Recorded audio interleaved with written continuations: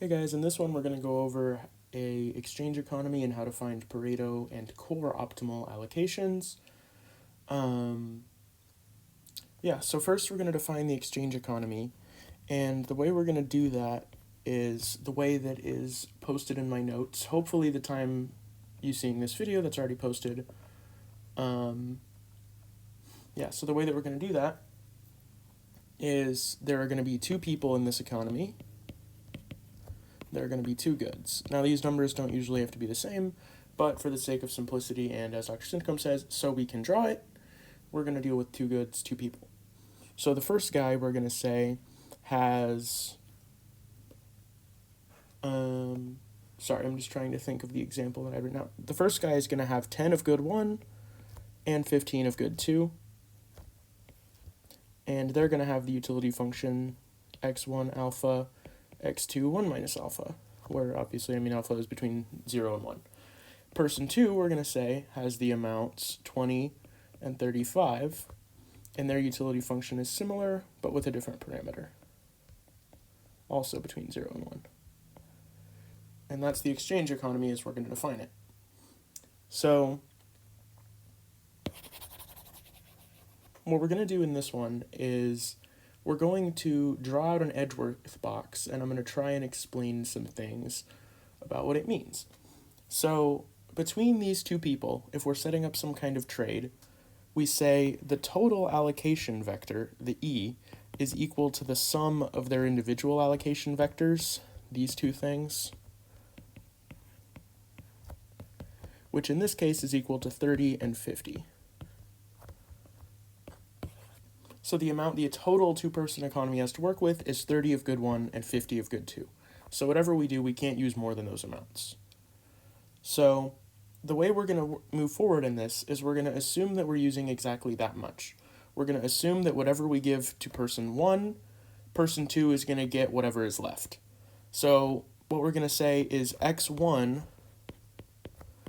x2 will represent what person 1 gets, and we'll say 30 minus x1, 50 minus x2 represents what's left that person 2 gets.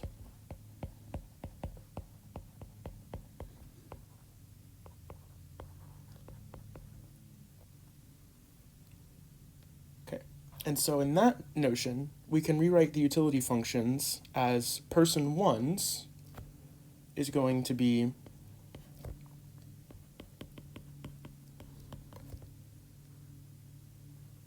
person's 1 utility function as a function of what person 1 gets is going to be x1 alpha, x2 1 minus alpha. The second person's utility function is still going to be a function of what person 1 gets. It's just going to be 30 minus x1. This is the part that person 2 gets, to the beta, times 50 minus x2 to the 1 minus beta. So you see how we phrased it in terms of what person 1 gets, but this tells us immediately how much person 2 is going to get because it's just whatever's left over. So with this, we can draw out the Edgeworth box, and I've already done so on Desmos.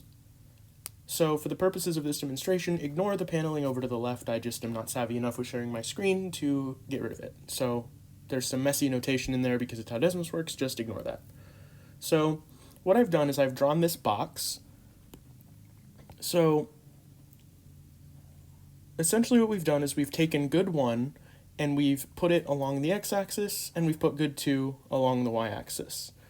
And now remember, at any point x1, x2, say this one, person 1 here is going to get 10 of good 1 and 20 of good 2, and person 2 is going to get what's left over. So they'll get 20 of good 1 and 30 of good 2.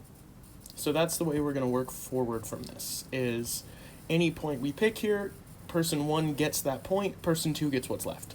So right here represents person 1 getting everything, person 2 getting nothing. This one represents person 2 getting everything, person 1 getting nothing. And we can move that point around to vary the meaning. So we can use the utility functions we've given before, and we're going to do what we usually do, which is set these guys equal to their constants. We'll use kappa 1 and kappa 2 here. but we're going to set them equal to the constants to find their level curves, their indifference curves. I've picked red and blue here for that, and as we vary the utility of each individual person,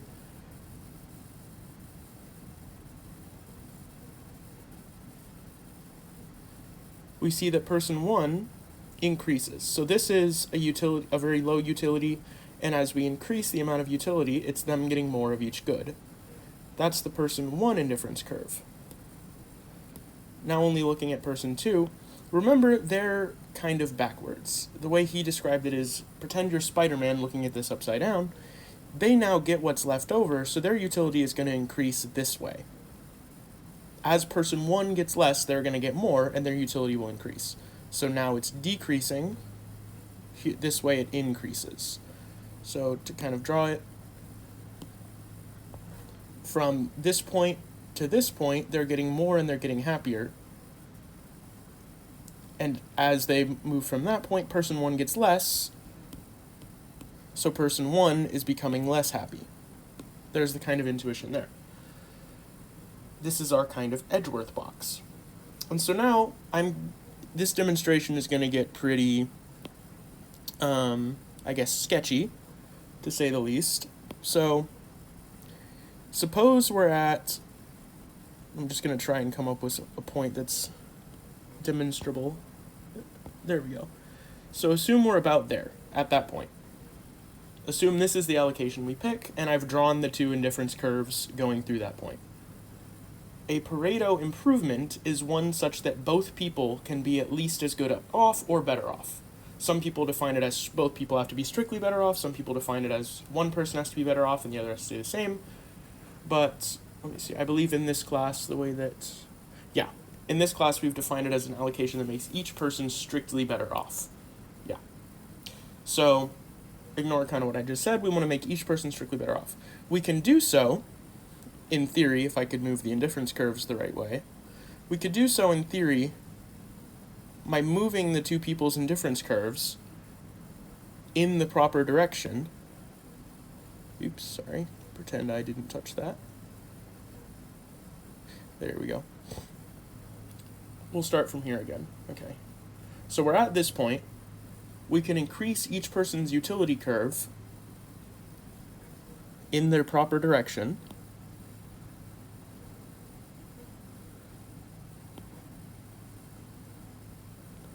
There we go. Something like that. Pretend these two still touch.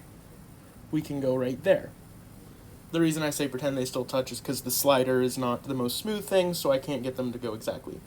But essentially the point is, now say we're like down here or something, at any one of these points that I've randomly picked here, I can move both people's utility in the positive direction.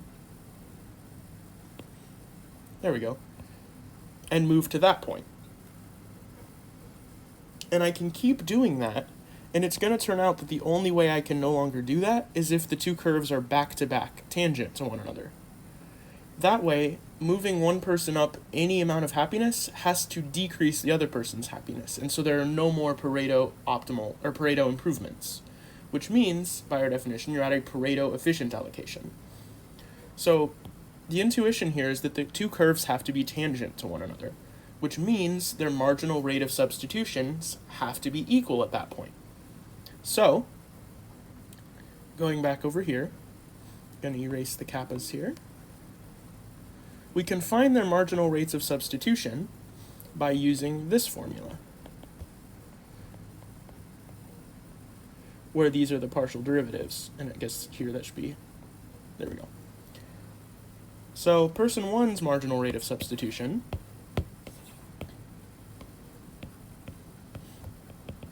is going to be the partial with respect to x1 of their utility over the partial with respect to x2, which turns out to be alpha x1 alpha minus 1, x2 1 minus alpha, divided by 1 minus alpha, minus alpha, x1 alpha, x2 to the negative alpha. There we go. And we can simplify these two as follows. And we get this is their marginal rate of substitution. Person 2's gets a bit stickier because theirs is going to involve some more annoying derivatives, but it's still very doable. So this derivative we're going to find as, first we'll find the partial of this with respect to x1, It's going to be negative 1 times beta, 30 minus x1 to the beta minus 1, times 50 minus x2 to the 1 minus beta. And these come from the chain rule.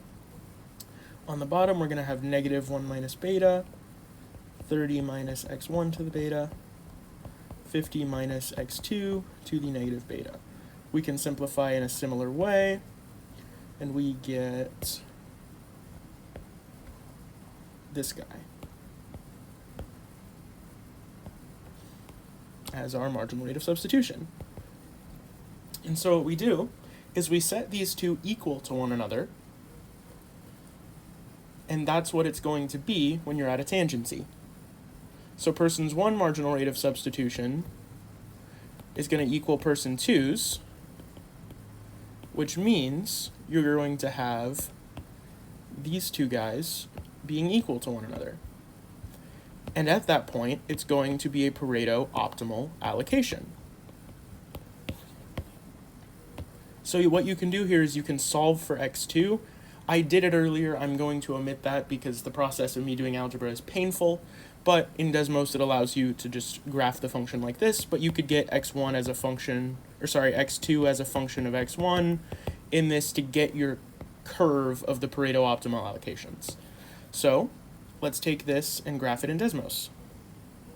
That's going to be the curve of our Pareto optimal allocations. And the one we had before, barring my inability to line up the curves, falls on that line.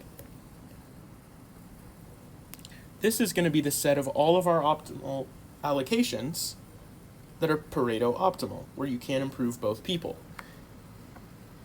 And I'm going to try and move these two curves in a way that demonstrates this. See, at this point, pretend those two are touching each other. We can see that when they're at a tangency, they're going to be on that line of Pareto optimality. So now what we want to see is how to find a core allocation. We define a core allocation as one where it's Pareto optimal and each person is not worse off than when they started. So consider this. Person 1 started off with 10 and 15. Sorry, I just wanted to verify that that's the numbers I picked. So person 1 started off with 10 and 15, and so their original utility was 10 to the alpha, 15 to the 1 minus alpha. Similarly, person 2 started off with 20 and 35, but we can phrase their utility function in the way we already have, where we care about x1 and x2 being person 1's consumption, but I'll show you what I mean by that in a second. So we're going to have 30 minus 10 to the beta times 50 minus 15, 30 minus 10 to the beta, 50 minus 15 to the 1 minus beta. And that's their original utility. If we go back to our original definition of their utility function, x1 to the beta, x2 to the 1 minus beta, where here x1 and x2 are the amount they consume, you could see that that's still going to be 20 to the beta, 35 to the 1 minus beta, which is what we have over here. I just am still phrasing it in terms of person 1's consumption in our Edgeworth box, because person 1 gets what is left over from person 2 and vice versa. So now, I'm just going to write this way. So now what we want to do is we want to take our line of Pareto optimal points and introduce the additional constraint that person 1's utility has to be at least what they started with, and person 2 has the same. So we're going to write what they started with, 10 to the alpha, 15 to the 1 minus alpha, and we want to be bigger than that. So we're going to say x1 to the alpha, x2 to the 1 minus alpha has to be bigger than that. And also person 2 has to be happier than they started. So we're going to write their original amount of utility and say that their new utility has to be at least that.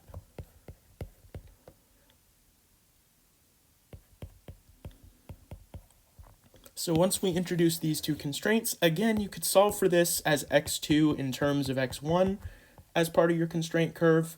However, I'm just going to shove these into Desmos to show you because me doing algebra is painful.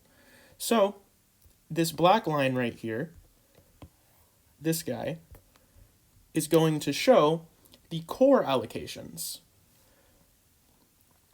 And that's a subset of the Pareto optimal locations where each person is better off than when they started, or at least as better off. And now, what I've been doing with this without mentioning it is I've been having alpha to be 0.4 and beta to be 0.65. Just two sensible choices of the numbers, depending on the parameters. So now I'm going to get rid of this line and show you, you see their indifference curves are going to change when I alter alpha and beta. They're two preference weightings, however you want to think about it. So let's say I change them to be like this. Now you'll see their core allocations is a much smaller area, and it's only right here. So now I'm going to keep changing alpha and beta. And here there are no core allocations, which means it's impossible through trading to make them better off than they were before.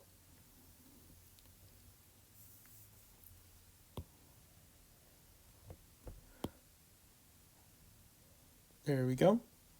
So this is a different alpha and beta. This is the core allocations. And these whole thing is the Pareto allocations. And I'm embarrassed to admit I had to Google what happens when you mix red and blue for me to choose this purple color. So, yeah. So that's this idea of finding Pareto and core allocations. In the next video, I'm going to go over how to find Walrasian equilibria, which is going to relate very similarly to this Edgeworth box.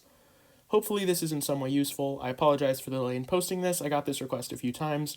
I just have been recovering in my own way, and honestly also the Desmos took a while to figure out. So hope this is helpful. Hopefully I'll see you all in the next video. Happy studying.